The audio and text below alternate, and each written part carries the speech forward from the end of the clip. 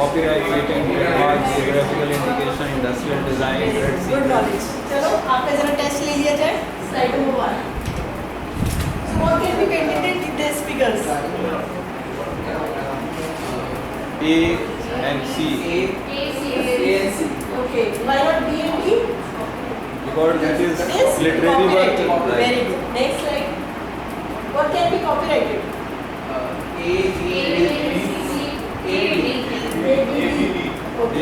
Good. Next. What can be registered in industrial design? A. Wrong. C and D. A wrong. C C and D. Okay. And why not B? Why not B? Ritu wear designer clothes. Yes. Then B is also the correct answer. Okay. Next slide. So what is intellectual property? So whenever we want to start our own startup, जैसे मैंने भी अपना startup शुरू किया, तो सबसे पहले हम नाम सोचते हैं कि अपनी कंपनी एक अच्छा सा नाम रखें। ठीक है, नाम ऐसा होना चाहिए थोड़ा कैची, लोग लेने में मतलब हिचकिचाए ना, जैसे डोमिनोज, ठीक है, एडिडास, प्यूमा। क्योंकि हम लोग जब भी कोई नाम रखते हैं ना, तो नाम ऐसा नहीं रखना चाहिए कि लोग रिकॉग्नाइज ही नहीं कर पाए, बोलने में प्रॉब्लम हो। तो हमेशा जो भी हम नाम रखें, एक तो कैची होना चाहिए, ठीक है, और एक थोड़ा ऐसे सोचिए कि कल को वो ब्रांड बने आपका, एप्पल, ठीक है। तो वैसे ही इंटेलेक्चुअल प्रॉपर्टी है कि जो भी आप क्रिएट कर रहे हैं, चाहे हम ब्रांडिंग की बात कर रहे हैं, चाहे हम आइडियाज़ की बात कर रहे हैं, चाहे हम कोई एल्गोरिथम की बात कर रहे हैं, so everything can be patented, everything can be copyrighted. But जब आप मेरे पास आते हैं कि मैंने ये डेवलप किया है, मैंने ये आइडिया है मेरा, इस आइडिया को मुझे प्रोटेक्ट करना है थ्रू IPR, सो ज़रूरी नहीं है कि मैं उसको पेटेंट कराऊँ। इट कैन बी कॉपीराइटेड और it can be industrial design. For example, आप मेरे पास एक लिखे एक आइडिया कि मैम मैंने फ़ैन में LED लगाया या रिमोट कंट्रोल फ़ैन मैंने बनाया है और इसको मुझे पेटेंट करना है, ठीक है। जब रिमोट कंट्रोल फ़ैन की मैंने बात की, तो कहीं ना कहीं टेक्नोलॉजी का यूज़ हुआ, सेंसर्स का यूज़ हुआ। तो जहाँ हम टेक्नोलॉजी की बात करते हैं, वहाँ बात करते हैं पेटेंट्स की। पर जहाँ आप मेरे पास आया और आपने बोला कि मैम मैंने एक पेंटिंग बनाई और मुझे उसको पेटेंट करना है, तो painting can not be patented because it's a artistic work, so that can comes under copyright. तो जब हम स्टार्टअप की बात करते हैं, अपने नाम की बात करते हैं, एक स्लोगन की बात करते हैं, एक लोगो की बात करते हैं, तो वो प्रोटेक्ट होता है आपका ट्रेडमार्क के अंदर। तो जब भी हम अपनी कंपनी सेट करेंगे, कल को सबसे पहले आपको क्या करना है, अपना ट्रेडमार्क रजिस्टर कराना है। ट्रेडमार्क रजिस्टर कराने के लिए सबसे पहले आपको क्या करना है, एक अटॉर्नी हायर करना है। हम लोग क्या करते हैं, सबसे बड़ी बेवकूफ़ी कि हम गूगल पे गए, वकील सर्च और पता नहीं जितनी भी वहाँ पे फर्स्ट पेज पे जो लिस्टिंग होती है, वहाँ जाते हैं और उनको बोलते हैं जी हमें TM फाइल करना है। वकील सर्च वाले बोलेंगे हाँ जी हम कर देंगे, 500 रुपये लगेंगे, 4500 गवर्नमेंट फीस है, बस 500 रुपये आपको हमें दे रहे हैं और हम आपका काम कर देंगे। Now what is the disadvantages of giving work to them और giving work to TM attorney और पेटेंट अटॉर्नी? सी, जो वकील सर्च वाले हैं वो लोग क्या करते हैं, वो लोग सर्च नहीं करते, वो लोग आपने जो भी नाम सोचा अपनी कंपनी का XYZ उसको लेंगे, फाइल कर देंगे, दैट्स इट। 2 महीने बाद, 1 महीने बाद पेटेंट ऑफिस से कुछ ऑब्जेक्शंस आते हैं कि जो नाम आपने रखा है ना ये ऑब्जेक्टेड है। क्यों? क्योंकि ये नाम तो ऑलरेडी किसी ने लिया हुआ है। अब उसके लिए 1 साल आपको पहले तो हियरिंग का वेट करना होगा, हियरिंग नोटिस आएगा, फिर उसका आप रिप्लाई बनाएंगे, फिर वो सबमिट होगा, तो वो आपका 2 साल गए। अब इससे बेटर क्या आप पहले उस नाम को सर्च कराओ, क्या सर्विस करना चाहते हो, क्या गुड्स बेचना चाहते हो, उस गुड्स एंड सर्विसेज के लिए अगर वो नाम अवेलेबल है उस क्लास में, then only go for trademark. तो उसके लिए आप जैसे स्टार्टअप, ये प्रोग्राम स्टार्टअप का है, स्टार्टअप इंडिया की साइट पे जब आप जाते हैं तो you get the list of startup facilitator. जैसे मैं भी एक स्टार्टअप फैसिलिटेटर हूँ, तो आप लोग जब हम जैसे लोगों को हायर करते हैं तो वहाँ आपको क्या बेनिफिट मिलता है, एक तो आपकी फ़ीस जो है वो आपको कंसेशन मिल जाता है, और अगर आपने अपनी कंपनी को MSME में भी रजिस्टर करा रखा है तो आपका जितना भी पैसा TM में लगा है, पेटेंट में लगा, वो सारा आपको रिम्बर्स हो जाता है। तो अभी हमारे कुछ क्लाइंट्स के ऐसे पेटेंट थे जो ग्रांट हो गए 1-1 साल के अंदर, जो स्टार्टअप थी और उनका जितना भी एक्सपेंडिचर लगा था पेटेंट फाइलिंग से लेकर ग्रांट तक, वो सब उनको वापस मिल गया। ये बेनिफिट मिलता है आपको स्टार्टअप के थ्रू अगर अपना पेटेंट आप फाइल कराते हैं। अब स्टार्टअप में तो पेटेंट फाइल कराना है, पर स्टार्टअप का क्राइटेरिया क्या होगा? तो जब भी आप अपनी कंपनी रजिस्टर करें तो सबसे पहले आपको अपनी कंपनी को या तो LLP या प्राइवेट लिमिटेड, पहली कंडीशन कि या तो ये कंपनी आप पहले रजिस्टर करेंगे CA के थ्रू, कंपनी LLP रजिस्टर करें, प्राइवेट लिमिटेड करें, या ये कोई भी जो 3 कंडीशंस होती है, 3 कंपनीज होती है। सेकंड कंडीशन है कि आपका जो टर्नओवर है वो 100 करोड़ से ज़्यादा नहीं होना चाहिए।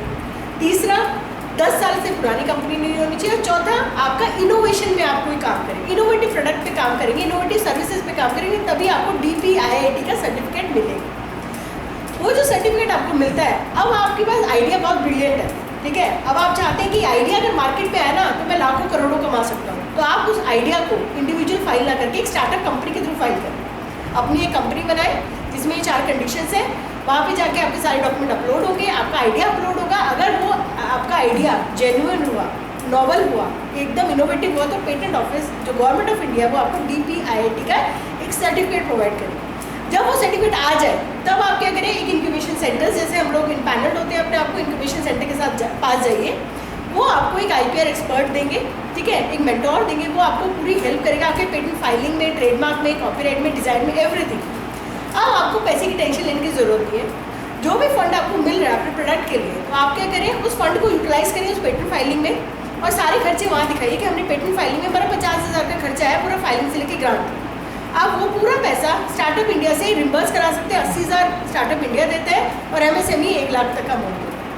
तो अगर आपके एजेंट ने, जो अटॉर्नी है, अगर उसने 60-70 का बिल बना दिया तो आपको 60-70 हज़ार आपके वापस आपके पास आ जाएगी। बट कंडीशन है कि पेटेंट ग्रांट होना चाहिए, डिज़ाइन भी ग्रांट होना चाहिए और ट्रेडमार्क भी ग्रांट होना चाहिए। ट्रेडमार्क के लिए आई थिंक 5,000 है, डिज़ाइन के लिए 10,000 है और 1 लाख आपका पेटेंट के लिए है। पर अगर आपने PCT एप्लीकेशन भी फाइल किया है जो इंडिया से बाहर है तो उसके लिए 5 लाख रुपये आपको वापस मिलेगा।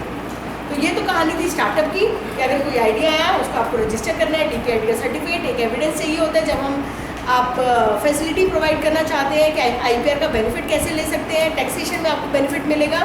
जब ये सारा हो जाए उसके बाद हम बात करते हैं IPR actually creation of human mind है। जो भी हमारे आइडियाज़ दिमाग में आ रहे हैं उन आइडियाज़ को हम प्रोटेक्ट करते हैं डिफरेंट फॉर्म्स के अंदर। क्रिएटर को जो राइट्स है क्रिएटर को दिए जा रहे हैं क्योंकि वो ही एक इनोवेटर है, वो ही एक आइडिया लेके आए, ठीक है।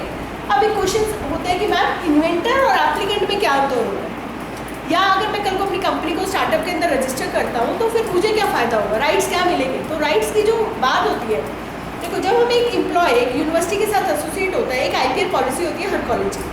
उस IPR पॉलिसी में लिखा होता है कि जब तक आज इस यूनिवर्सिटी के एम्प्लॉय है, इस कॉलेज के एम्प्लॉय है, अगर कोई भी पेटेंट आप जनरेट करते हैं ड्यूरिंग द एम्प्लॉयमेंट तो राइट्स आपके एप्लीकेंट को जाएंगे। अब एप्लीकेंट कौन है, कॉलेज, ठीक है। अब कहानी आती है कि अगर एप्लीकेंट कॉलेज है तो भाई मुझे क्या फ़ायदा होगा उस पेटेंट का। आपको फ़ायदा क्या होगा कि जो भी IPR पॉलिसी बनती है कॉलेज की उसमें लिखा होता है कि 70-30 या 60-40, तो जो भी रेशियो है, कल को अगर आप एक कमर्शलाइज प्रोडक्ट बना रहे हैं, ऐसा प्रोडक्ट बना रहे हैं जो मार्केट में जाएगा, तो उसके लिए आपको 60% कॉलेज को मिलेगा रेवेन्यू और 40% आपकी जेब में जाएगा। सेकेंड बात आती है कि मैम इन्वेंटर कितने हो सकते हैं पेटेंट में। इन्वेंटर की कोई लिमिटेशन नहीं है, n number of inventor you can add. एक पेटेंट एप्लीकेशन में 100 इन्वेंटर थे, ठीक है, तो सारे स्टूडेंट्स थे, तो इन्वेंटर की कोई लिमिटेशन नहीं है। बस आपको क्या ध्यान रखना है, पेपर की तरह, पेपर में ऐसा होता है ना कि जिसने ज़्यादा काम किया उसका नाम फर्स्ट पे आएगा। पेटेंट में ऐसा कुछ नहीं होता है, इक्वल राइट डिस्ट्रीब्यूशन होता है, चाहे आप 5 जने हैं चाहे 6 जने हैं, एवरीथिंग। मतलब अगर 1 लाख की टेक्नोलॉजी बिकी है तो पाँचों को 20-20 हज़ार मिले। Okay, so these are the IP rights जो recognized होते हैं the day you create the innovation, the day you file the patent you get the right. Second ethics जो मिथ है लोगों का कि मैम पेटेंट तो हमें 2 साल में मिलेगा, कि 2 साल के बाद में शुरू करूँगा अपनी टेक्नोलॉजी बेचना, नहीं। The day you file the patent, अगर आज आपने एक डिजिटल पेन बनाया या आज आपने कोई गर्ल्स के लिए कोई प्रॉब्लम का एक सॉल्यूशन निकाला कि हमने एक बैंड बनाया, सेफ्टी बैंड, कि कोई अगर लड़का परेशान कर रहा है या रात को कोई लड़की आ रही है तो कोई भी प्रॉब्लम हो रही है तो उसके लिए हमने एक सेफ्टी बैंड बनाया लड़कियों के लिए कि आसपास के पुलिस स्टेशन में उसका एक मैसेज चला जाएगा, ठीक है। सेफ्टी बैंड बनाने के बाद you file the patent, the right start from that day when you file the patent. Now what you have to do if you want to commercialise that product, कि अब हम चाहते हैं कि इस प्रोडक्ट को, इस पेटेंट को एक्चुअली में कोई कंपनी खरीद ले, तो पेटेंट फाइल करें, पब्लिश करें। उसके बाद what you have to do, find out the companies, ऐसी कंपनीज फाइंड आउट करो जो ये बैंड बना रही है और उनसे बोलो कि मेरे पास एक ऐसी टेक्नोलॉजी है जिसका मैंने पेटेंट फाइल कर दिया है, now I want to sell my technology to you. वो लोग आपसे एक मीटिंग करेंगे, आपकी टेक्नोलॉजी समझेंगे कि आपने क्या बनाया। सबसे इंपॉर्टेंट क्वेश्चन होगा कि औरों से ये बैंड कैसे फ़र्क है, what is a novel feature in your invention. तो आपको एक USP बनानी होती है, that is called unique selling point. भाई आप प्रोडक्ट बेच रहे हैं, ठीक है, तो मार्केट में जो ऑलरेडी बैंड है, अगर मैं एप्पल वॉच की बात करती हूँ तो एप्पल वॉच तो अपने में एक नाम है, अपने में एक नया प्रोडक्ट है, बट एप्पल वॉच की तरह आपने देखा आज से कितने सारे कॉम्पिटिटर मार्केट में आ गए।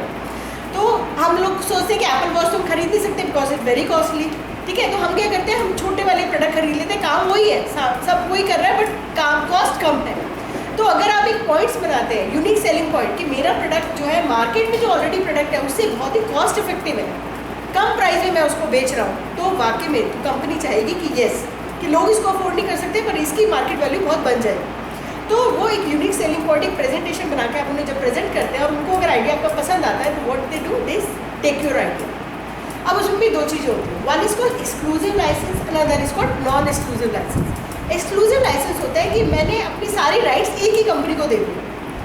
मैंने कोई प्रोडक्ट बनाया और मैं नहीं चाहती कि मैं 10 लोगों के पास जाऊँ, मैं एक ही से बोलूँगी कि आप बताओ आप मेरी टेक्नोलॉजी के कितने दोगे। उन्होंने कहा अच्छा ठीक है, आप 1 करोड़ रुपये ले लो और ये टेक्नोलॉजी हमें भेज दो। तो आपने कहा ठीक है, आप मुझे 1 करोड़ रुपये दे दो, ये टेक्नोलॉजी ले। बट अगर आपको लगता है कि ये प्रोडक्ट मैं 4 कंपनीज में अगर दूंगा, सेम कंपनी जो बना रही है, तो मुझे ज़्यादा पैसा फ़ायदा मिले, उसके लिए हम बोलते हैं नॉन एक्सक्लूसिव लाइसेंस, ठीक है। कि आपने अपना प्रोडक्ट एक कंपनी को न देके अलग अलग कंपनी को दिया।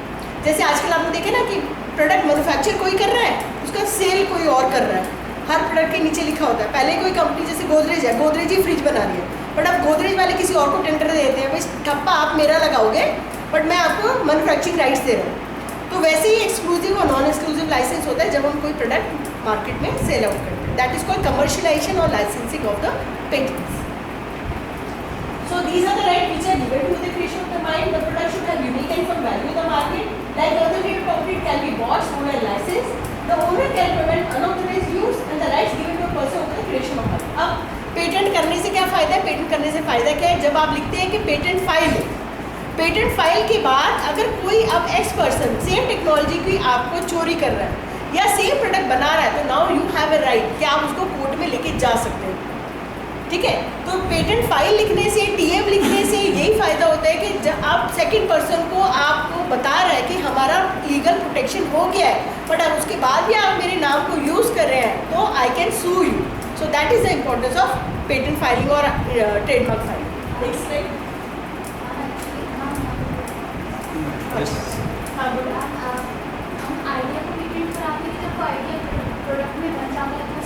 हाँ, ये भी एक इम्पॉर्टेंट क्वेश्चन है कि फैकल्टीज मेरे पास आती है कि मैम हमारा प्रोटोटाइप रेडी नहीं है, तो हम पेटेंट करा सकते हैं या नहीं। देखो, पेटेंट ऑफिस को कोई प्रोटोटाइप की रिक्वायरमेंट नहीं है, उनको कोई प्रोटोटाइप नहीं चाहिए, उनको चाहिए डॉक्यूमेंटेशन पार्ट। अगर आप उसको पूरा मैकेनिज्म डिस्क्राइब कर सकते हैं, प्रोडक्ट आपका बना हुआ है, ठीक है, नहीं भी बना मतलब आपको पता है कि वो कैसे वर्क करेगा, उसका मैकेनिज्म रिटन फॉर्म में डॉक्यूमेंटेशन है, तो आप उसका पेटेंट फाइल करा सकते हैं। हवा में बातें नहीं होनी चाहिए, टेक्नोलॉजी के साथ कैसे वो वर्क कर रहा है उसका मैकेनिज्म प्रॉपर्ली डिस्क्राइब होना चाहिए, then you can file the patent.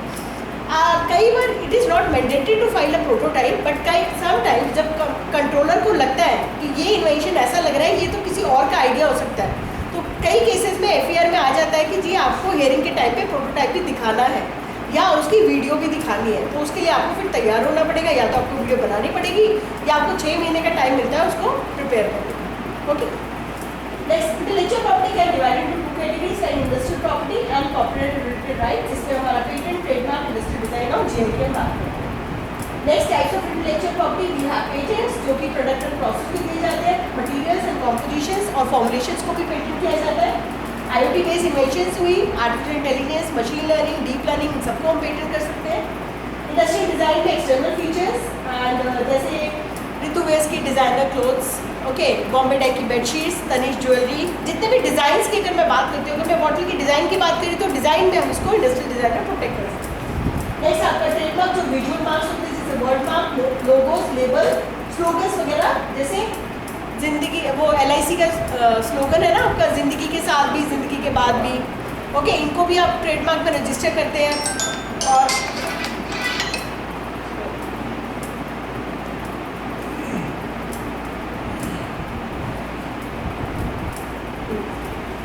Next आपका कॉपीराइट जो आर्टिस्टिक लिटरेरी वर्क के लिए दिया जाता है। नेक्स्ट है GI। GI का मतलब है जैसे आगरे का पेठा, Kanchipuram sari, Nagpur oranges, that is also the important part of IPR। क्योंकि आप देखो जब हम मार्केट में कुछ सामान लेने जाते हैं, हम हिमाचल गए घूमने, तो हम लोग कहते हैं पश्मीना शॉल लेके जाएंगे, ठीक है, तो पश्मीना शॉल अब किसी दुकान में आप चले गए, आपने बोला एक पश्मीना शॉल हमें दिखाओ, तो वो कहेगा हाँ जी मैम ये पश्मीना शॉल है, आप ले जाओ। अब हर एक दुकान पे जा रहे हैं, आपको पता ही नहीं चल रहा ओरिजिनल प्रोडक्ट क्या है, तो आजकल क्या किया है इन्होंने, जीआई टैगिंग कर दी है, जोग्राफिकल इंडिकेशन टैगिंग। जीआई का मतलब है वो जोग्राफी से रिलेटेड जो प्रोडक्ट निकल के आ रहा है, या जो एंशिएंट लोग बना रहे हैं वहाँ से, जो बहुत सारे लोग जो काफ़ी दिनों से उन चीज़ों को बना रहे हैं, तो उनको भी लोगों ने सोचा, गवर्नमेंट ने सोचा इनको हम रजिस्टर करें ताकि लोग इसका मिसयूज़ ना करें। ऐसा ना हो कि आगरे का पेठा ले जाके गाज़ियाबाद में कोई दुकान खोल के बैठ गया कि हाँ जी ये गाज़ियाबाद का मशहूर पेठा है वो आगरे का। तो उस चीज़ को बचाने के लिए यहाँ पे भी बहुत सारी चोरियाँ हो रही थी, और आपको ये नहीं पता चलता कि ओरिजिनल प्रोडक्ट क्या है। That is why copyright also have again a very good importance in IPR। This is spoilage sniffing refrigerator. ये अमेजोन ने एक पेटेंट फाइल किया रेफ्रिजरेटर के लिए, जिसमें उन्होंने कैमरा और केमिकल सेंसर्स लगाए to sniff out the spoil product. अब आप फ्रिज में आपने देखा कई चीज़ सड़ी रहती है, सब्जी भी 4 दिन की होगी, आटा भी पड़ा है, हमें पता ही नहीं चलता। जब पीछे से देखिए अरे ये दाल तो कितने दिन हो गए, हमें स्मेल भी नहीं आ रही है। तो उसी लिए अमेजोन ने एक पेटेंट फाइल किया जिससे हमें ये पता चल जाए कि कौन सी चीज़ ख़राब हो गई है, जिससे बाहर एक डिस्प्ले लगाया कि जो चीज़ ख़राब हो गई है उसका इंडिकेटर बजने लगेगा कि दाल ख़राब हो गई है या ये वेजिटेबल ख़राब हो गई, तो आपको उसको निकालना है फ्रिज के बाहर। तो उसके लिए उन्होंने क्या किया, उन्होंने 2 सेंसर्स यूज़ किए, तो कैमरा यूज़ किया और केमिकल सेंसर्स यूज़ किए। कैमरा क्या करेगा, जो भी फंगस ग्रो हो गई है फ्रूट एंड वेजिटेबल्स में उसकी डिटेक्शन करेगा, और जो भी सब्जी में फंगस लग गई है या बैक्टीरिया लगे तो उसका आपको एक इमेज प्रोवाइड कर देगा। केमिकल सेंसर्स क्या कर रहे हैं, जब कोई चीज़ ख़राब होती है तो एसिड प्रोड्यूस होता है, ठीक है, अल्कोहल प्रोड्यूस होते हैं, तो वो केमिकल सेंसर्स उनको डिटेक्ट करके उसके बारे में आपको बता रहे हैं कि कौन सी चीज़ खराब होगी। Next, registration of IP important क्यों, लीगल राइट्स प्रोटेक्ट कर रहा है। राइट्स आपको पेटेंट के राइट्स 20 ईयर्स के लिए दिए जाते हैं, ट्रेडमार्क आपको 10 ईयर्स के लिए दिया जाता है, डिज़ाइन भी 10 ईयर्स के लिए। 10 ईयर्स के बाद आपको उनको फिर से रिन्यू करना होता है। अब पेटेंट के राइट्स आपको 20 साल के लिए दिए जा रहे हैं, तो 20 साल तक अपने राइट्स को एंजॉय कर सकते हैं। अब एंजॉय कैसे करेंगे, या तो खुद अपनी कंपनी खड़ी करके, या किसी को लाइसेंस करके, या अगर आपको लगता है 20 साल खत्म हो गए, अब आप चाहते हैं वो 20 साल वाला जो पेटेंट है वो भी वो टेक्नोलॉजी मैं यूज़ करूँ या मैं बनाऊँ, तो उसके लिए आप तभी वो पेटेंट बना सकते हैं जब उसका एक्सपायरी उसके 20 साल जब है कंप्लीट हो गए। तो वो आप कैसे चेक करेंगे, जब भी IPO की साइट इंडियन पेटेंट ऑफिस की वेबसाइट पे जाइए, अगर आपको लग रहा है कि कोई एक ऐसा पेटेंट है जिसपे आप लोग भी काम करना चाहते हैं या उसी का कुछ मॉडिफिकेशन किया है, उसका एप्लीकेशन स्टेटस पेटेंट के ऊपर डालिए, ठीक है, जो भी आपको पेटेंट नंबर मिला। जब आप पेटेंट नंबर वहाँ डालेंगे एप्लीकेशन स्टेटस के अंदर, तो you get the information from there. तो आप उसकी डेट ऑफ फाइलिंग चेक करो, तो डेट ऑफ फाइलिंग से अब तक अगर 20 साल हो गया है तो इसका मतलब वो पेटेंट एक्सपायर्ड हो गया। अगर वो पेटेंट एक्सपायर्ड है तो आप उसको यूज़ कर सकते हैं, तो कोई आपके ऊपर इन्फ्रिंजमेंट नोटिस नहीं भेजेगा। That is the importance of that patent. Next, organisation of IP office in India. जो भी हम पेटेंट, ट्रेडमार्क, कॉपीराइट की बात करते हैं, ministry of commerce take care, और हमारे 4 ऑफिस हैं दिल्ली, मुंबई, चेन्नई एंड कैलकाटा, जहाँ हम अपने पेटेंट्स को फाइल करते हैं। पहले फिजिकल फाइलिंग होती थी, अब कोरोना के टाइम पे ऑनलाइन फाइलिंग होती है। आपको अगर खुद ही पेटेंट फाइल करना है, आपको किसी की हेल्प नहीं चाहिए, तो आप ई-मुद्रा से डिजिटल सिग्नेचर पहले प्रोक्योर करें। डिजिटल सिग्नेचर हमारे यूज़ होते हैं, इन्वेंटर डिजिटल सिग्नेचर लेता है क्लास 3। उसके बाद आप ई-मुद्रा से लेने के बाद फिर वेबसाइट पे जाएंगे IP इंडिया की, वहाँ पे लॉगिन ID क्रिएट करेंगे और वहाँ से अपने पेटेंट को फाइल कर सकते हैं। World Intellectual Property Organisation take care करता है आपको फॉरेन एप्लीकेशंस के लिए। इंडिया से बाहर अब मुझे अपना प्रोडक्ट बेचना है, सपोज मैं कोई प्रोडक्ट बना, स्किन टैनिंग क्रीम बना रही हूँ, मुझे पता है इंडिया में तो कोई नहीं लेगा, पर US में इसकी ज़्यादा डिमांड है या बाहर की कंट्रीज़ में, तो जिस कंट्री में भी आप पेटेंट करना चाहते हैं उस कंट्री में उसको फाइल करेंगे। There is no such word called world patent. अगर आप ये सोचते हैं कि एक पेटेंट इंडिया में फाइल करने का पूरे दुनिया में मेरा राज होगा उस पेटेंट का, तो नो, हर कंट्री में अगर आपको पेटेंट करना है तो उस कंट्री में ही आपको फाइल करना होगा। जैसे आजकल आपने देखा Australian patent, Germany patent, south Africa patent, तो अगर ऐसी ही बात ही इंडिया में फाइल करने के बाद तो फिर आपको बाहर करने की ज़रूरत ही नहीं है। तो वही ये रूट कि अगर इंडिया में आपने फाइल कर लिया तो अगर बाहर करना चाहते हैं तो विदिन 12 मंथ्स, 12 महीने के अंदर अंदर आपको बाहर फाइल करना होगा। Next is the trademark. Importance of trademark, distinct sign और सिंबल होते हैं जो गुड्स एंड सर्विसेज को डिफरेंशिएट करते हैं। वर्ड मार्क फाइल करते हैं जो कंपनी का नाम, जैसे ITS, उसके साथ डिवाइस मार्क, लोगोज जो होते हैं वो भी हम फाइल करते हैं, लेटर्स की फॉर्म में, लोगोज की फॉर्म में प्रोटेक्ट कर सकते हैं। टाइप्स ऑफ ट्रेडमार्क में सबसे पहले वर्ड, जैसे नेस्ले, IBM एंड ITS और NIT, ये सब नाम है तो वर्ड मार्क में फाइल करेंगे। लोगोस, आपके जो एप्पल का जो निशान है, ठीक है, जो भी लोगो है, सब लोगोस की कैटेगरी में फाइल होंगे। तो जब हम ट्रेडमार्क फाइल करते हैं तो हम अटॉर्नी को बताते हैं कि आपको क्या फाइल करना है, वर्ड मार्क फाइल करना है कि लोगो फाइल करना है। तो अगर आप चाहते हैं कि मैं एक प्रोडक्ट बना रहा हूँ जिसका लोगो भी जाएगा, जैसे प्यूमा, एडिडास, उनके आपने देखा टी शर्ट्स के ऊपर लोगो भी जा रहे हैं, तो हम चाहते हैं मेरा लोगो भी प्रोटेक्ट हो, तो वर्ड मार्क अलग होगा, लोगो अलग प्रोटेक्ट करना होगा। नेक्स्ट आपका सीरीज मार्क। सीरीज मार्क होता है कि जैसे Tata steel, Tata salt, Tata car, Tata homes, तो टाटा नाम ऑलरेडी रजिस्टर्ड है पर वो सीरीज में काम कर रहा है, तो that is called series mark. कि भाई मैं आज इनोव इंटेलेक्ट से आईपीआर में काम कर रहा है, कल को मैं लॉ का भी काम कर सकती हूँ, कल को मैं कुछ और भी शुरू कर सकती हूँ, तो नाम इनोव इंटेलेक्ट ऑलरेडी रजिस्टर्ड है, बट मेरी जो सीरीज़ है अगर मैं अलग अलग करना चाहती हूँ, अलग अलग ग्रुप्स में जाना चाहती हूँ, उसका सीरीज़ में मुझे प्रोटेक्शन लेनी होगी। नेक्स्ट है पैटर्न मार्क। जैसे एडिडास का ये जो पैटर्न है, व्हाट डज इट मीन? इनका मतलब था ये जो 3 लाइन बनाई कि एक बार जो क्लाइंट मेरे पास आ गया वो लॉन्ग टर्म मेरे पास आएगा। इनका इस निशान का ये मतलब था कि एक बार आप जुड़ गए तो हमेशा मेरे साथ जुड़े रहे, तो ये लाइन का मतलब था 3। तो इन्होंने पैटर्न उसमें प्रोटेक्ट किया। नेक्स्ट आता है साउंड मार्क। साउंड मार्क में जैसे ब्रिटानिया की रिंगटोन, एयरटेल्स की रिंगटोन्स, तो जो रिंगटोन्स हैं उनको भी हम प्रोटेक्ट करते हैं साउंड मार्क के थ्रू। नेक्स्ट आपका शेप मार्क, कोई भी शेप, जैसे किटकैट की आपने देखा है लाइन्स वाली, तो उन शेप्स को भी हम प्रोटेक्ट करते हैं। जैसे हम ट्रेड ड्रेस के नाम से हम रजिस्टर करते हैं, जैसे कोक की बॉटल का जो डिज़ाइन है, ओके। नेक्स्ट आपका कलर ट्रेडमार्क्स, जैसे कैडबरी चॉकलेट, हर एक प्रोडक्ट का एक होता है कि एक अट्रैक्टिव कलर, जैसे इंडिगो फ्लाइट्स का पर्पल कलर, तो उनके आपके सब ब्रोशर लो, सीट लो, एयर होस्टेस की ड्रेस लो, सबका पर्पल मिलेगा। तो ये भी एक मार्केटिंग गेमिक्स है कि कलर को अट्रैक्ट कर रहे हैं लोग, उनको पता है कि कैडबरी डेयरी मिल्क है। पर आपने देखा होगा गाँव में जब हम रूरल एरियाज़ की बात करते हैं, रूरल एरियाज़ में पर्पल कलर की चॉकलेट तो होगी बट ना डेयरी मिल्क नहीं होगी, कोई और नाम से होगी, ठीक है, बट लोग उसको खरीद रहे हैं ये समझ के अरे डेयरी मिल्क की तो है, क्योंकि रैपिंग भी बिल्कुल सेम है। तो वहाँ पे ये चीज़ें ज़्यादा चल पाती है। जो डुप्लीकेट प्रोडक्ट होते हैं वहाँ बस लोग क्या मार खा जाते हैं कलर से। मैगी, फ्रूटी, मैं एक बार अपने पापा की विलेज गई तो वहाँ पे फ्रूटी जो थी FROOTI, और जब उसको हिलाया तो नीचे पूरा कलर, और लोग खरीद रहे हैं क्योंकि 5 रुपये की छोटी सी बॉटल मिल रही है और लोग पी रहे हैं, बट उनको नहीं पता कि वो क्या पी रहे हैं। सो ऐसे कई बार ऐसे प्रोडक्ट होते हैं कि हम पैकिंग देख के अट्रैक्ट हो जाते हैं, बट ये नहीं समझ पाते कि वो ओरिजिनल कौन सा प्रोडक्ट है। नेक्स्ट, जब भी ट्रेडमार्क फाइल करें, डिफरेंट क्लासेस में हम ट्रेडमार्क फाइल करते हैं। आप कल को जो भी शुरू करना चाहते हैं, कोई भी बिजनेस शुरू करना चाहते हैं, तो जिस क्लास में आप जाना चाहते हैं तो अपने ट्रेडमार्क अटॉर्नी से पूछे कि मैं एक ही क्लास में फाइल कर सकता हूँ या 3-4 क्लास में भी मेरे पास ऑप्शन है। तो अगर आप मल्टीपल क्लास में प्रोटेक्ट करेंगे तो ज़्यादा प्रोटेक्शन आपको मिलेगी, ठीक है। जैसे टाटा घर भी बना रहा है, तो जिस घर में जा रहा है तो घर की जो क्लास होगी वो अलग होगी। टाटा सर्विसेज दे रहा है उसकी क्लास अलग है, टाटा स्टील बना रहा है उसकी क्लास अलग है। तो अगर अपने नाम को ब्रॉड क्लास में आप रजिस्टर कर ले तो आपके पास प्रोटेक्शन के राइट ज़्यादा रहते हैं। नेक्स्ट, एक और इम्पॉर्टेंट पॉइंट कि जो वेल नोन मार्क्स होते हैं, एक होता है वेल नोन मार्क्स, जैसे बजाज, ओके, बजाज हुआ, टाटा हुआ, और भी बहुत सारे नाम, इन्फोसिस है, ठीक है, माइक्रोसॉफ्ट है, ये वेल नोन मार्क है। वेल नोन मार्क है कि इनको ना पेटेंट ऑफिस में जाके ये बताने की जरूरत नहीं कि मुझे TM लिखना है या R लिखना है, ये वेल नोन है, आप पर इन नाम को यूज़ नहीं कर सकते। कोई भी बिजनेस ओनर अगर चाहता है कि इन्फोसिस का नाम मैं यूज़ कर लूँ या बजाज का नाम यूज़ करके मैं शुरू करूँ, नहीं, बिकॉज अगर वो वेल नोन की कैटेगरी में रजिस्टर हो चुके हैं तो आप उनको यूज़ नहीं कर सकते।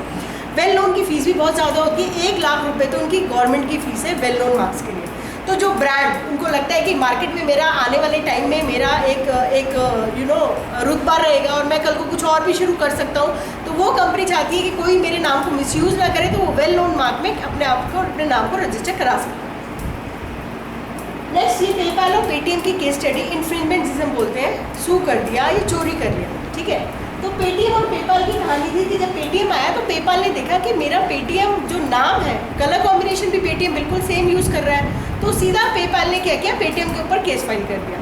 जब कोर्ट में केस गया तो जज ने देखा, कोर्ट ने देखा कि पे और पे तो दोनों ठीक है, कलर कॉम्बिनेशन भी ठीक है, बट पेटीएम इंडियन ओरिजिन के लिए बनाया था, इंडियन वेंडर्स के लिए बनाया था, इंडियन लोगों के लिए बनाया था, ना कि इंटरनेशनल रिकॉग्निशन के लिए। पेपाल एक इंटरनेशनल रिकॉग्निशन के लिए ट्रांजैक्शन यूज़ कर रहा था, तो कोर्ट ने कहा कि पेटीएम का जो यूज़ है वो इंडिया में है, इंडिया के लोग इसको यूज़ करें। एक सब्जी वाला, एक वेंडर, छोटे छोटे वेंडर्स उनको इजीली यूज़ कर पाए, 11 लैंग्वेजेस में वो उसको यूज़ कर पा रहे हैं, और सिर्फ पेटीएम ट्रांजैक्शन के लिए बहुत सारी सर्विसेज दे रहे हैं, जिसकी वजह से पेटीएम को डिफ्रेंशिएट किया गया पेपाल से। और फिर बाद में बोला गया कि ये केस कोई ये नहीं है कि पेपाल ने क्यों केस फाइल किया, इसका कोई लॉजिक नहीं है, पेपाल अपना अलग काम कर रहा है, पेटीएम अपना अलग काम कर रहा है। नेक्स्ट, सोनी का केस आया।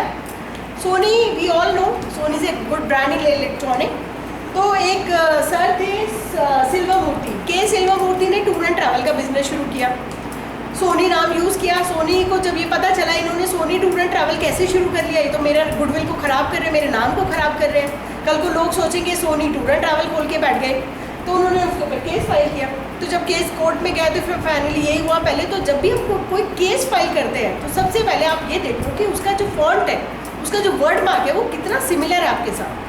अब ITS का नाम सोच के अगर किसी ने ITS कहीं और शुरू कर लिया कॉलेज, तो ITS का फॉन्ट देखा जाएगा, ITS का लिखने का तरीका कैसा है, हमारे लिखने का तरीका, उनके लिखने का तरीका, फॉन्ट और लेबल और सब बहुत सारी चीज़ें देखी जाती हैं। तो वही सब चीज़ें सोनी के केस में देखा गया, फाइंड आउट किया कि जो फॉन्ट है, साइज है, जो कलर है, वो बिल्कुल ही डिफरेंट था।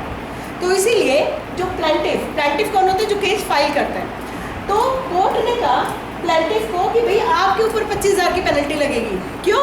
क्योंकि आपने टाइम खराब किया, आपने बिना देखे टूर एंड ट्रैवल का बिजनेस खोल रहे हैं, क्लास भी अलग है, इलेक्ट्रॉनिक प्रोडक्ट भी नहीं है, और आपने केस फाइल कर दिया। तो उसके लिए इसीलिए कि बिना सोचे समझे, ऐसा नहीं कि कोई आपके नाम को यूज़ कर रहा है, लो जी केस फाइल कर दो, नो। पहले आप उसका पूरा रिसर्च करो, क्या वो काम कर रहे हैं, आप क्या काम कर रहे हैं, उसका लेबल, उसका मार्क, आपका नाम रजिस्टर है या उनका है, या किसने सबसे पहले ट्रेडमार्क फाइल किया। अच्छा, पेटेंट ऑफिस में ऐसा भी होता है, आपने देखा होगा, कहीं आप जाओ, एक फेमस शॉप सब जगह खुली मिलेगी, जैसे अग्रवाल स्वीट। मेरे ख्याल से अग्रवाल स्वीट कहीं ना कहीं 2-4 दुकानें होंगी, बट हमें कई बार ये नहीं पता चलता अग्रवाल स्वीट ओरिजिनल कौन सी है। आपने भी अग्रवाल स्वीट खोल ली, ठीक है, अब आपको लगता है अरे यार 1-2 अग्रवाल स्वीट और चल रही थी, मैं भी खोल के बैठ जाती हूँ, क्या फ़र्क पड़ रहा है। पर जो ओरिजिनल ओनर है, अगर उसने अपने अग्रवाल स्वीट को रजिस्टर कर रखा हुआ, TM ले रखा हुआ, तो उसके बाद पूरे राइट से वो दूसरी अग्रवाल स्वीट खोलने नहीं देगा। बट से कई केसेस में ऐसा होता है पेटेंट ऑफिस में कि आप उस चीज़ को बहुत पहले से यूज़ करते आ रहे हैं, आपके पास वो प्रूफ है, आपने ट्रेडमार्क नहीं फाइल किया, अनरजिस्टर्ड है, आप ट्रेडमार्क नहीं है, बट आपके पास प्रूफ है कि आप इसको 10 साल से चला रहे हैं। जैसे आपने देखा कई ज्वेलर्स है, उसकी दुकानों पे लिखा होता है सिंस 1976, हम इतने सालों से उसको चला रहे हैं। उसका रीज़न ये है कि बेशक उन्होंने ट्रेडमार्क नहीं फाइल किया, बट उनके पास प्रूफ है कि वो उसको बहुत पहले से चला रहे हैं, मार्केट में उनकी एक गुडविल है, लोग उनके नाम को जानते हैं, ठीक है। तो उसके बेसिस पे उसको हम बोलते हैं पासिंग ऑफ, तो उनके ऊपर आप केस फाइल नहीं कर सकते। नेक्स्ट, ये ट्रेडमार्क इन्फ्रिंजमेंट के केसेस थे। नेक्स्ट आता है पेटेंट। पेटेंट एक डॉक्यूमेंट है जो गवर्नमेंट आपको देती है, राइट्स आपको 20 ईयर्स के लिए देते हैं, confined with geographical limit of country, मतलब इंडिया में राइट मिला है, इंडिया में ही प्रोटेक्शन मिलेगी, बाहर जाना है तो PCT रूट फॉलो करना होगा। What can be patented? India में अगर पेटेंट फाइल करना है तो 3 चीज़ें आपको ध्यान रखनी है। पहला, नोवेल्टी, इन्वेंशन जो भी पेटेंट फाइल करें नोवेल होना चाहिए, पहले से डिस्क्लोज नहीं होना चाहिए। यहाँ पे आप फैकल्टीज है तो आपके लिए इंपॉर्टेंट पॉइंट ये है कि हम फैकल्टीज़ क्या करते हैं, हम पहले ही अपने पेपर को SCI, स्कूपर्स, एल्सवेयर में पब्लिश कर देते हैं। उसके बाद आप मेरे पास आएंगे, बोलेंगे मैम मुझे यही पेपर पेटेंट करना है, तो पेटेंट ऑफिस कहते हैं जब आपने अपना ही पेपर पब्लिश कर दिया तो इट मीन्स नॉवेल्टी नहीं है, क्योंकि वो चीज़ ऑलरेडी पब्लिक डोमेन में है। और पेटेंट ऑफिस भी क्या करता है, जो टाइटल आप मुझे देंगे, आप जब भी वो टाइटल गूगल पे डालेंगे तो कहीं ना कहीं से वो पब्लिकेशन निकाल के दे ही देगा कि ये पेपर इन्होंने कॉन्फ्रेंस में, पेपर में कहीं ना कहीं प्रेजेंट किया है। तो अगर वो चीज़ ऑलरेडी पब्लिक डोमेन में आ गई तो पेटेंट ऑफिस ऑब्जेक्ट कर देगा और पेटेंट ग्रांट नहीं करेगा। तो पहला पॉइंट क्या है कि अगर आपने पब्लिश कर भी दिया, पब्लिश नहीं करना है, पर सेकंड कंडीशन एक होता है एंटिसिपेशन, उसमें कहता है पेटेंट ऑफिस कि कोई बात नहीं, आपने पब्लिश कर भी दिया, उसके बाद आपको 1 साल का टाइम मिलता है उसको फाइल करने का। तो आप अगर लगता है कि अभी जैसे कोई पेपर आपने अक्टूबर में पब्लिश कर दिया था, अभी अक्टूबर नहीं आया, तो आपके पास अभी 1 साल का मतलब 1 महीने का भी 2 महीने का टाइम पीरियड है कि आप अपने पेटेंट को फाइल कर सकते हो उस पेपर को लेकर। नेक्स्ट, नॉन ऑब्वियस, जिसे बोलते हैं इन्वेंटिव स्टेप। तो यहाँ पे किसी के कितने लोगों के पेटेंट फाइल्ड है सर के, और ग्रांट नहीं है, पब्लिश हो गए, एग्जामिनेशन हो गए नहीं। तो जब हम एग्जामिनेशन के लिए फाइल करते हैं जिसको बोलते हैं फॉर्म 18, ठीक है, फॉर्म 18 में क्या होता है, पेटेंट ऑफिस एक FER रिपोर्ट आती है। फॉर एग्जांपल आपने फोल्डेबल बाइसिकल बनाई, फोल्डेबल बाइसिकल का आपने पेटेंट फाइल किया, आपने किसी अटॉर्नी से भी सर्च नहीं कराई, आपने खुद ही सर्च करा और बोला कि अरे ये फोल्डेबल बाइसिकल तो कोई है ही नहीं मेरे अलावा, मैंने जो बनाई है। पर पेटेंट ऑफिस ने आपको 3-4 साइटेशन दे दी कि फोल्डेबल बाइसिकल तो ऑलरेडी प्रेजेंट है, ऑलरेडी पेटेंटेड है, तो ये आप दोबारा इसमें पेटेंट नहीं मिल सकता। या तो अब ये बताओ टेक्नोलॉजी कैसे अलग है, आपकी बाइसिकल कैसे फोल्ड हो रही है, वो आपको बताना पड़ेगा। जब आप उनको पेटेंट ऑफिस को ये डिफ्रेंशिएट करके बताते हैं कि जो चीज़ें ऑलरेडी एग्जिस्ट कर रही है उससे हमारी इन्वेंशन कैसे डिफरेंट है, तभी आपको पेटेंट ग्रांट होता है। ऐसे नहीं कि डुप्लीकेट पेटेंट, वरना तो पेटेंट ऑफिस क्या करेगा, आपने भी वो बनाया, इसने भी वो बनाया, चलो जी ठीक है फाइल कर दो। नो, डुप्लीकेसी ना हो पेटेंट की, ओरिजिनल इन्वेंटर को ओरिजिनल इन्वेंटर की लिए वैल्यू मिले, इसीलिए पेटेंट ऑफिस आपको एक FER रिपोर्ट इशू करता है, that is called first examination report. और उसी रिपोर्ट में अगर आपने पेपर पब्लिश भी कर रखा होगा वो चिट्ठा भी आपको उस पेपर में आ जाएगा जो पेटेंट ऑफिस आपको सेंड करता है। फिर उसके बाद आपको 6 महीने का टाइम मिलता है उसको रिप्लाई करने का कि जो ऑब्जेक्शन पेटेंट ऑफिस ने भेजे हैं, पहले तो डरना नहीं है। अब जो रिप्लाई भेजे हैं कि अटॉर्नी पकड़ो, अटॉर्नी से बोलो कि ये ऑब्जेक्शंस आए हैं, भाई इसका बताओ क्या करना है। उसके लिए आप टेक्निकल इन्वेंटर ना, आपको उसके डिफरेंसेस बनाने होते हैं। डिफरेंसेस इन द सेंस कि आपको बताना होगा कि फोल्डेबल बाइसाइकिल जो ऑलरेडी पेटेंट ऑफिस ने साइट किया और जो आपने बनाई है उसमें कैसे डिफरेंस है। जब आप उनको पेटेंट ऑफिस को बताते हैं तभी पेटेंट आपका ग्रांट होता है। ग्रांट का मतलब फंडिंग नहीं है, ग्रांट का मतलब वो जो ब्लू कलर का सर्टिफिकेट पेटेंट ऑफिस आपको देता है वो तभी होगा जब आप एग्जामिनेशन के लिए जाएंगे, FER आएगा, रिप्लाई बनाएंगे, उसके बाद ही वो सर्टिफिकेट आपको अवार्ड।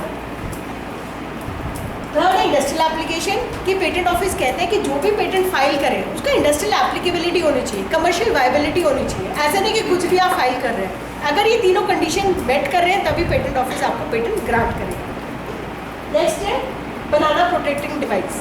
तो आप पेटेंट जैसे मैंने बताया एक डिवाइस पे पेटेंट फाइल कर सकते हैं, प्रोसेस पे कर सकते हैं, फॉर्मुलेशन पे कर सकते हैं, कॉम्पोजिशन पे कर सकते हैं। तो जैसे एक डिवाइस है कि बनाना, आपने देखा है आजकल टिफिन भी आने लगे हैं बच्चों के बनाना शेप के, ठीक है। तो ये प्रोटेक्टिंग डिवाइस है और जिसके अंदर स्टोरिंग और ट्रांसपोर्टिंग बनाना केयरफुली के लिए बनाएगी। तो पेटेंट एक्चुअली होता है कि एक प्रॉब्लम का एक सोल्यूशन, ठीक है। हमने देखा कि बनाना ट्रांसपोर्टेशन के टाइम पे मैश हो जाते थे, ठीक है। तो वो प्रॉब्लम को सॉल्व करने के लिए हमने एक डिवाइस बनाया, ठीक है। तो डिवाइस का जब भी फंक्शनैलिटी, अच्छा पेटेंट ऑफिस में क्या प्रोसेस होता है कि जब भी हम डिवाइस पेटेंट ऑफिस में देते हैं, डिवाइस का पेटेंट फाइल करते हैं, तो जो डायग्राम है उसमें आप डिटेल टेक्स्ट नहीं लिखेंगे।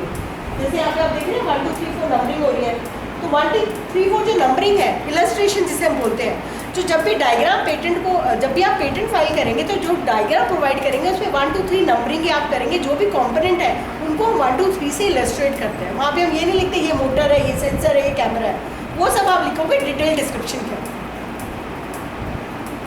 नेजो फिल्टर ये स्टूडेंट्स ने बनाया था। नेजो फिल्टर, नाक के ऊपर एक फिल्टर लगाना है, ठीक है।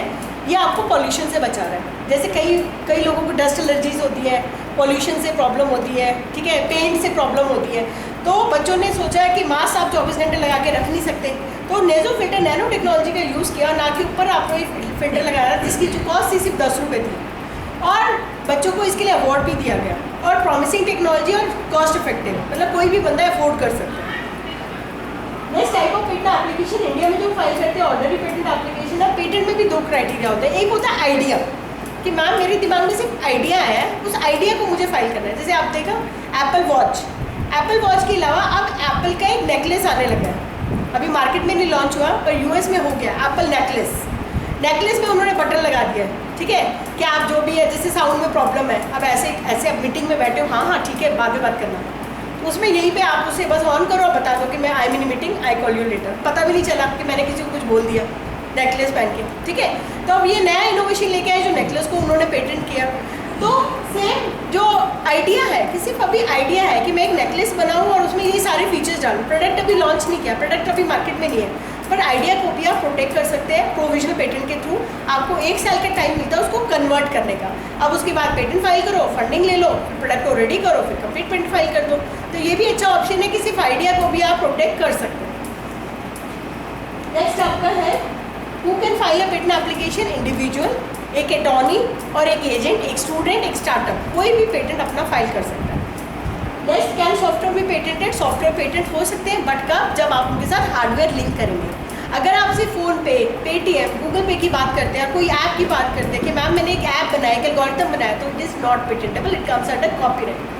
तो एल्गोरिथम्स को हम कॉपीराइट करेंगे ना ही पेटेंट, बट पेटेंट करना है तो मैं उनसे बोलूँगी कि आप हार्डवेयर मुझे दिखा दीजिए, इसमें आपने हार्डवेयर क्या लिखा है, तो हम उसको पेटेंट कर सकते हैं।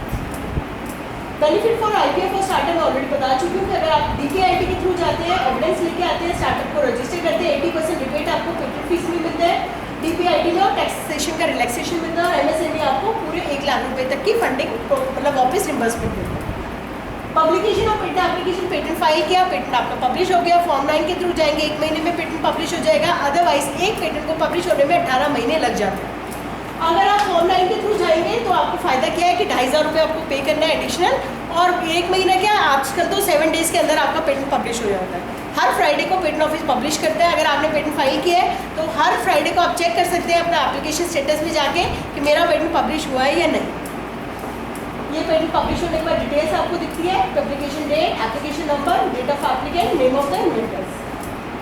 नेक्स्ट पेटेंट है smart shoes with internet of things. हमने ऐसे शूज बनाए हैं जो IoT से कनेक्ट है और आपकी सारी फिजिकल पैरामीटर्स को मेजर कर रहे हैं। जैसे आपने देखा कई बच्चों को नॉकनी की प्रॉब्लम हो जाती है, जैसे मेरी बेटी को नॉकनी थी, जब वो छोटी थी तो हमें इतना पता नहीं चला, हमने सोचा शायद पैर वैसे ही इसकी थोड़ा प्रॉब्लम है, थोड़ा बड़ी होगी तो ठीक हो जाएगा। पर आज भी देखा कि आज 13 साल की होगी तो उसका एक पैर ऐसे बैंड है एक साइड, और जब वो चलती है तो उसका घुटना टच होता है दोनों पैर। तो अब हमें कई बार क्या होता है कि हम एनालाइज नहीं कर पाते, हमें लगता है कि नहीं सब ठीक है, हमारा बच्चा ठीक चल रहा है।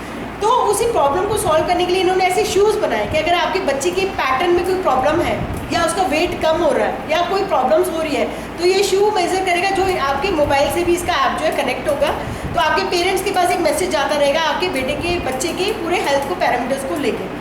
तो जब भी हम पेटेंट फाइल करते हैं तो यहाँ पे इसको बोलते हैं पेटेंट ड्राफ्टिंग, ठीक है, जिसे हम बोलते हैं फॉर्म 2 जो आपकी इन्वेंशन होती है। तो जब भी कोई अटॉर्नी आपका पेटेंट फाइल करेगा तो आपको एक इन्वेंशन डिस्क्लोजर फॉर्म सेंड करता है। इन्वेंशन डिस्क्लोजर फॉर्म में होता है पहले एक टाइटल आपको बताना है, टाइटल जैसे है smart shoes with internet of thing, आपको समझ आ रहा है कि स्मार्ट शूज़ बनाया जो IoT से कनेक्ट था। तो हमेशा याद रखिए जब भी टाइटल आप दें पेटेंट ऑफिस को तो टाइटल 15 वर्ड से ज़्यादा बड़ा नहीं होना चाहिए। टाइटल आपका ऐसा होना चाहिए कि पढ़ने के बाद आपको लग जाए, पता चल जाए कि इन्वेंशन है क्या, फोल्डेबल साइकिल, स्मार्ट शूज़, ठीक है, या फिर फोल्डेबल केज, ठीक है, या फिर सोलर पैनल, जैसे हम सोलर पैनल की क्लीनिंग डिवाइस आपने बनाई तो सोलर पैनल क्लीनिंग डिवाइस। तो टाइटल पढ़ने से आपको पूरी इन्वेंशन समझ आएगी बंदे ने बनाया क्या। नेक्स्ट है आपका बैकग्राउंड में आप प्रॉब्लम का सोल्यूशन बताते हैं, क्या प्रॉब्लम थी उसका आपने क्या सोल्यूशन निकाला। फिर आप समरी बताते हैं, फिगर्स आप फिगर 1 फिगर 2 जो भी ड्राइंग्स आप बताते हैं उनको उसमें आप दे सकते हैं। नेक्स्ट आपका डिटेल डिस्क्रिप्शन जिसमें फिगर A1 2 3 जो मैं नंबरिंग आपको बता रही थी इलस्ट्रेशन, A1 एक्सेलरेशन सेंसर है, 1B ग्रेविटी सेंसर है, 1C वायरलेस कंट्रोलर है।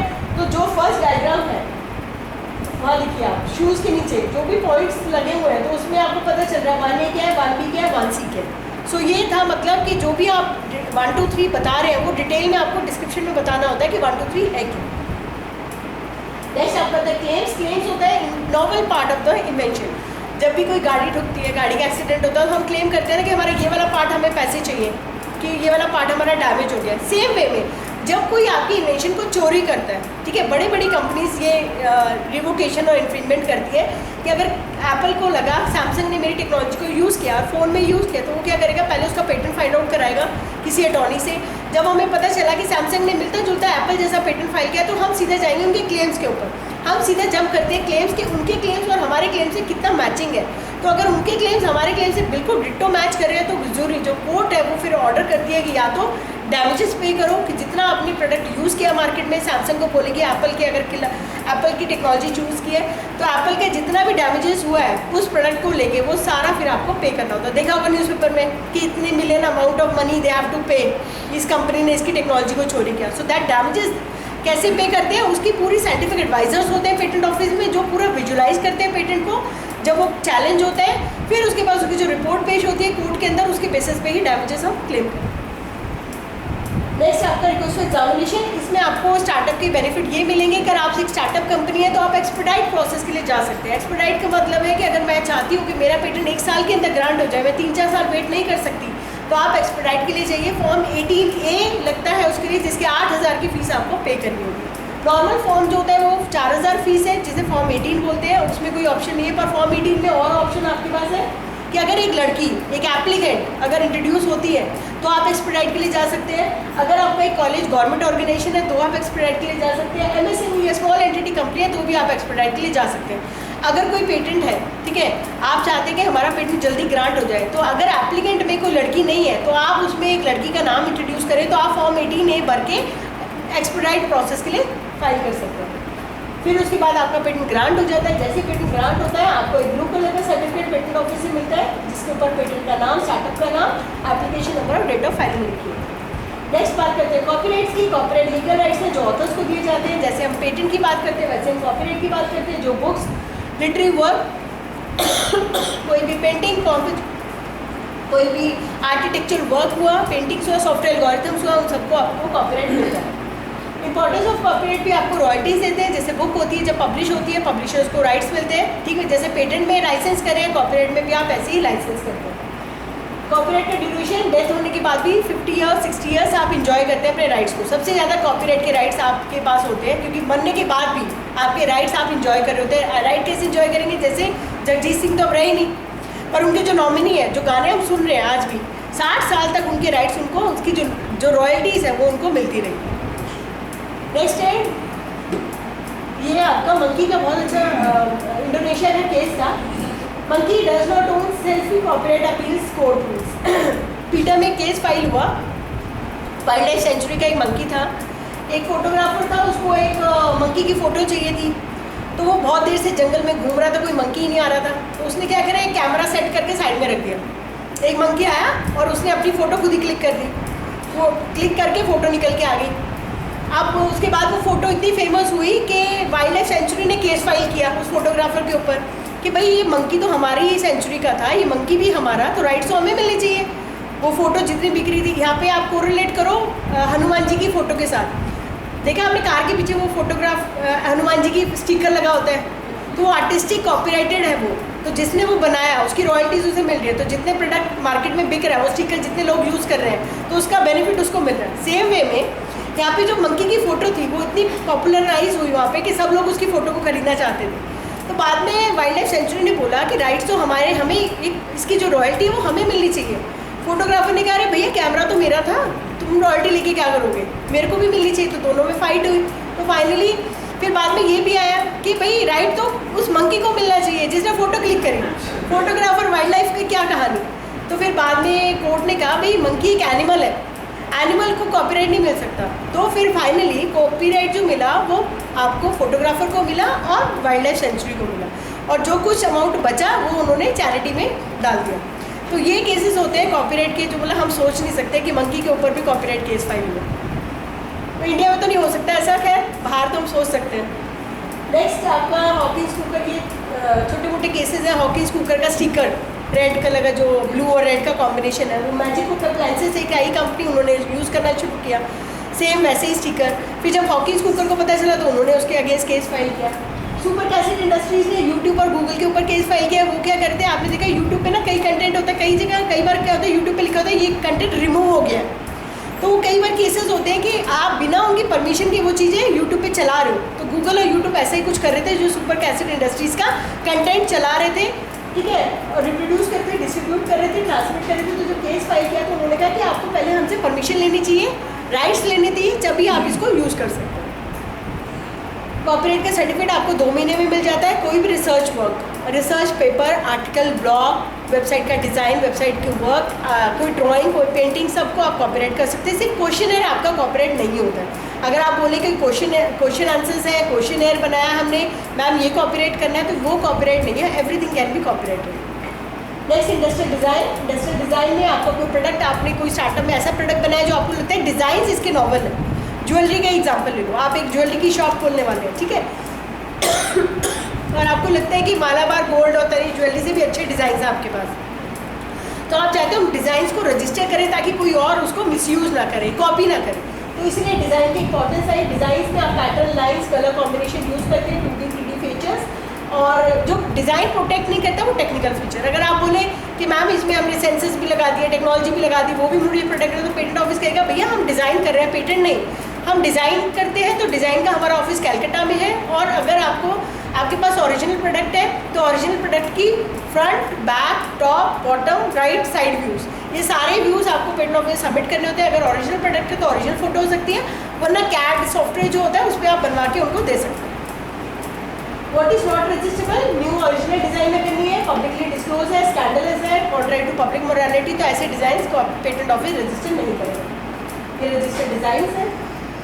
इसमें भी आपका केस स्टडी है। रिलैक्सो फुटवेयर ने एक्वालाइट ने रिलैक्सो फुटवेयर का डिज़ाइन चोरी किया, तो उन्होंने उसके ऊपर केस फाइल किया कि भैया आप ऐसे किसी का डिज़ाइन चोरी नहीं कर सकते, जिसकी कोई जो गुडविल बन गई है, जो मार्केट में एक डिज़ाइन चल गया, पॉपुलर हो गया, तो आपके लिए पहले उसको परमिशन लो कि अगर आप उसे यूज़ करना चाहते, जिसे हम फ्रेंचाइजी लेते हैं। ऐसे नहीं कि आप कहीं पे भी डोमिनोज खोल के बैठ जाएंगे जब तक कि आप उसकी परमिशन नहीं लेंगे। नेक्स्ट आपका इंडस्ट्रियल डिज़ाइन, ये काफ़ी अच्छा डिज़ाइन है। देखो अलार्म लगाते हैं मोबाइल में, फिर लगा के सो जाते हैं, इसके ऊपर जब तक आप खड़े नहीं होंगे it will not stop ringing. Smart alarm clock, देखो वो बंदा खड़ा है ना उसके ऊपर कि भाई अब तो खड़े हो ही जाओ, अब कब तक बंद करेंगे। Okay, so next very good innovative design by cup. देखो कप में एक लाइन ड्रॉ की, हम चाय पी रहे हैं, कॉफी पी रहे हैं, कई बार हमारी साड़ी के ऊपर स्टेन डल गया, ठीक है, कपड़े खराब ना हो जाए, तो उसके लिए एक लाइन ड्रॉ करने से ये भी बहुत पॉपुलर है यूएस में डिज़ाइन। हर कप में उनकी ये डिज़ाइन मिलेगा और उसकी रॉयल्टी उस पर्सन को मिल रही है जिसने ये डिज़ाइन इन्वेंट किया। तो कहने का मतलब है कि पेटेंट लेना ना कोई बड़ी बात नहीं है। कुछ भी आपको लगता है कि कुछ एक इनोवेट आप कर दे तो you can file a patent, number of patent. एक किसी ने मुझे बोला ऐसी लेक्चर में कि मैम आपके खुद के कितने पेटेंट है, तो मैंने कहा अगर मैंने 4 या 1000 पेटेंट भी कर लिए ना, सबसे पहले मेरे ऊपर क्वेश्चन मार्क आ जाएगा कि मैम ने लोगों की चीज़ें चुरा के अपने पेटेंट फाइल कर लिए।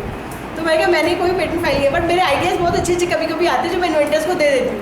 इन्वेंटर्स आते हैं मैम आइडिया आप ही दे दो, मैं कहा जब मैं आइडिया दूँगी तो मेरा ही नाम डाल दो उस पर। ये इंडस्ट्रियल डिज़ाइन का सर्टिफिकेट आपको 6 महीने और 1 साल के अंदर आपको ग्रांट हो जाएगा। ओके, नेक्स्ट आपका जीआई, जैसे मैं बात कर रही थी आगरे का पेटा कांचीपुरम साड़ी और बासमती राइस, तो जीआई की भी एक बहुत अच्छी केस स्टडी है। बासमती राइस इंडियन ओरिजिन था, टेक्सास में ले जाके किसी ने पेटेंट फाइल किया टेक्सामती राइस, ठीक है। तो जिस इन्वेंटर ने टेक्सामती राइस और एक और नाम था कासमती राइस, तो फाइल तो कर दिया पेटेंट। तो जब Indian origin basmati rice India में पता चला कि इसके ऊपर एक पेटेंट फाइल हो गया टेक्सास में, ऐसा कैसे कर दिया, तो फिर पता चला जो एविडेंस शो हुए कि वो बासमती टेक्सामती राइस और जो भी कासमती राइस बनाया वो बासमती राइस की हाइब्रिडाइजेशन जीन्स को लेके बनाया। तो उन्होंने कहा कि ऐसा आप नहीं कर सकते हैं, जो पेटेंट वहाँ ग्रांट हुआ वो फाइनली कैंसिल हुआ। सेम आप लोगों ने देखा होगा हल्दी का केस, कि हल्दी का केस इंडिया में ग्रांट नहीं हुआ, मैम यूएस में हो गया और हम हल्दी तो कब से यूज़ करते आ रहे हैं। सेम कहानी थी हल्दी के साथ भी, हल्दी का पेटेंट यूएस में ग्रांट हुआ और जब CSIR को पता चला कि भाई हल्दी वुंड हीलिंग प्रॉपर्टी के लिए पेटेंट फाइल हो गया और वहाँ ग्रांट हो गया, ऐसे कैसे, हम लोग क्या कर रहे हैं यहाँ पे। हम लोगों ने फिर 32 एविडेंस उनको बताया कि हमारे आयुर्वेदा में हल्दी जब चोट लग जाती थी तो हम हल्दी का दूध पीते हैं और लेप लगाते थे दादी माँ टाइप के ज़माने में कि हल्दी का लेप लगा लो पट्टी बांध के। तो वो जब एविडेंस वहाँ दिए तो वो जो पेटेंट ग्रांट हुआ वो रिवोक होके फिर वो कैंसल्ड हो गया। तो फाइनली ऐसा नहीं है कि जब चीज़ एक बार ग्रांट होगी तो आप बड़ी खुशियाँ मना रहे हैं, अरे वाह अब तो मेरे पास पेटेंट ग्रांट हो गया। नो, अगर किसी को लगता है कि ये पेटेंट आपने धोखाधड़ी से लिया है, किसी का मिसयूज़ किया, आपने उसका नाम नहीं डाला, तो आप उसके पेटेंट को अपोज कर सकते हैं 2 वे से, एक तो प्री ग्रांट और पोस्ट ग्रांट ऑपोजिशन या सिर्फ सीधा कोर्ट में जाकर। ये आपका जीआई, तो जीआई की case study rice tech company थी, टेक्सास बेस्ड कंपनी, जिसने कासमती और टेक्सामती दो टेक्नोलॉजीज को उन्होंने पेटेंट किया, फिर इसको ही रिवोक किया फाइनली। नेक्स्ट है last, trade secret confidential information, जैसे कोक का आज तक जो फॉर्मूला है 100 साल पुराना, आज तक ट्रेड सीक्रेट है। ऐसी कुछ इन्फॉर्मेशन जो हम रिवील नहीं करते, सीक्रेट रहता है कि मैं अपनी कंपनी का सीक्रेट नहीं बताऊंगी कि मेरी कंपनी में बिजनेस कहाँ से आ रहा है, ठीक है। तो ऐसी स्ट्रैटेजीज, बिजनेस स्ट्रैटेजीज, कोई रेसिपीज़ पेटेंट नहीं होती है कि आप बोलो मोतीचूर के लड्डू या काजू की बर्फी मुझे पेटेंट करनी है, नो, ये सब ट्रेड सीक्रेट है। तो रेसिपीज़ हमेशा ट्रेड सीक्रेट पे जाओ। So the formula, recipes, marketing strategy, manufacturing techniques, ये सब आपकी केस स्टडीज़ है। कोको कोला में भी एक ट्रेड सीक्रेट का लीक हुआ था, जो कोको कोला कैंस होती है, इसको कोरोजन से बचाने के लिए कोको कोला कंपनी के पास एक ट्रेड सीक्रेट था जो कि चाइनीज़ गवर्नमेंट को उनके एम्प्लॉयज़ ने बेचना करा कि उन्होंने क्या किया, उसका जो फॉर्मूला था वो चाइनीज़ गवर्नमेंट को बेच दिया कि मैं बताता हूँ कि ये जो कैंस है इसमें अगर हम जो कोक है इतनी एसिडिक होने के बाद भी कोरोजन नहीं हो रहा, क्या रीज़न है। तो जब ये पता चला तो उसके ऊपर काफ़ी जो एम्प्लॉयज़ थे उनके ऊपर एक्शन लिया गया और उनको शायद जेल में भी हुई 10 साल की। So this is all about IP। www.ipindia.net पर जाके आप अपना IP से रिलेटेड कोई भी इंफॉर्मेशन रिट्रीव कर सकते हैं। सो IPR क्विज के लिए रेडी है सब? Yes. So intellectual property rights and important expert in international trade. Which of the following is covered under IPR? Patents can be granted for C. Product and process. Patents for Daesh is prohibited. इसमें 2 option है और B and C. Atomic energy is also not patentable. Okay. Copyright is granted for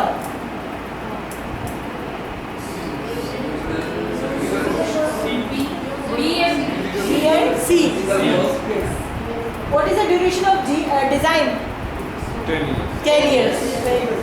A patent awarded by the Patent Office of India is valid in? India. Very good. What is the duration of patents? Which of the following is GI?